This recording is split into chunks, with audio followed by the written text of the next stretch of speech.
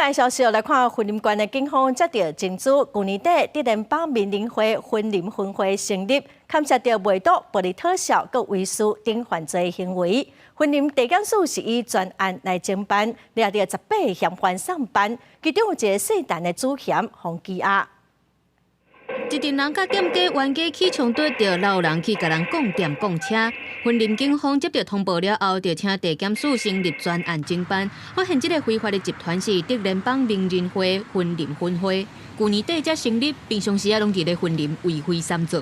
有警察有过来过。出入是毋是拢一寡少年啊？啥物？拢少年啊。拢少年啊，那哦，安尼吼。同步执行扫荡搜索行动，成功的查获带案会长陈姓祖贤以及副会长，还有组长等相关干部以及共犯共18名到案。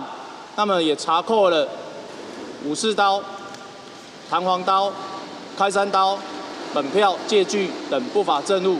警方表示，这个德联邦名人会云林分会平常时啊拢咧卖毒品、暴力特效等等非法的行为，吸收少年成员入会，佫有定出规矩，内部的分工嘛真完整。若是有成员想要退出，嘛会受到恐吓。那我们借由这次扫荡专案行动，成功的把它瓦解。那这个帮派治军严谨，遇有成员想要退出组织的时候，干部就会跟他恐吓，要用老虎钳剪断你2根手指头。